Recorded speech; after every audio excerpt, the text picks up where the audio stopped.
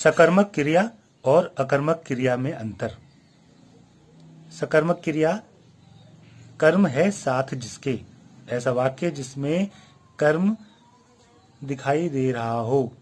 और अकर्मक क्रिया में जैसा पता चल रहा है बिना कर्म के, ऐसा वाक्य जिसमें कर्म न हो।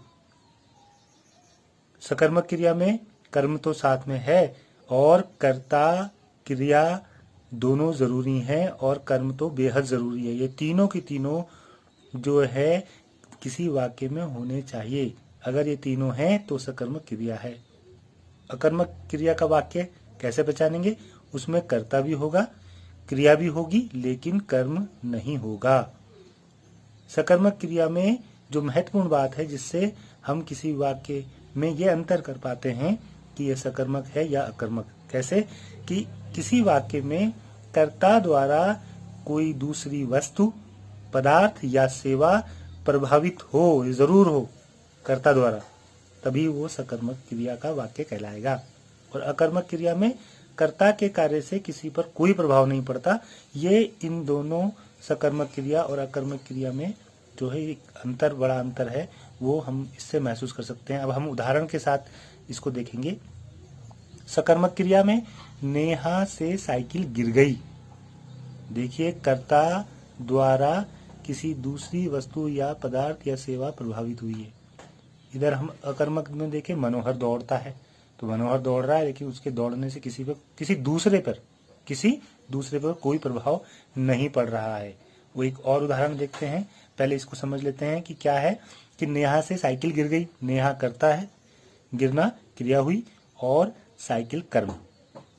अकर्मक में देखिए, मनोहर जो है कर्ता है, दौड़ना उसका क्रिया हुई, लेकिन यहाँ पे कर्म नहीं है।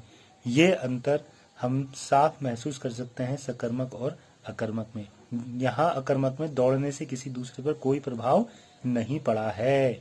इसी प्रकार अब एक और हम देखते हैं। सकर्मक में पंकज ने खेत में हल जोता। पंकज कर्ता, क्रिया क्या है? जोतना, है ना, क्रिया हुई। और खेत पे प्रभाव पड़ा है, यानी वो बंजर रहा होगा, सूखा रहा होगा, उसको जब खेत में हल जोता गया तो उसकी स्थिति में क्या हुआ? परिवर्तन हो गया। तो ये तीनों चीजें हैं यहाँ पर। इसी प्रकार दूसरा देखते हैं, नेहा साइकिल चलाती है। अब नेहा करता है, चलाना क्रिया है, लेकिन उससे फर्क क्या पड़ रहा है? किसी दूसरी चीज पे कोई प्रभाव यहाँ पे दिखाई नहीं दे रहा है, इसलिए ये अकर्मक है। इसको हम इस तरीके से देख सकते हैं। इसी प्रकार मीना ने काफल खाए। ये जो है सकर्मक क्रिया है। कर्ता खाए और काफल जो है खाए, तो किसका मतलब उसने उन्हें निगल लिया या खा लिया। जहां पे रखे थे उसकी स्थिति में परिवर्तन हो गया। पेड़ से तोड़े या तस्तरी में रखे हुए थे, खाए तो खा लिए ना, तो परिवर्तन हो गया। और यहाँ पे देखिए, रमेश पढ़ता है। रमेश करता है, पढ़ना क्रिया है और कर्म है ही नहीं। ये जो अंतर है ये हमको इससे पता चलते हैं। तो हमने ये महसूस किया कि सकर्मक और अकर्मक को हम कैसे पहचानेंगे, किसी वाक्य में सकर्मक है या अकर्मक है, इसको हमने इस वीडियो के माध्यम से जानने की कोशिश की।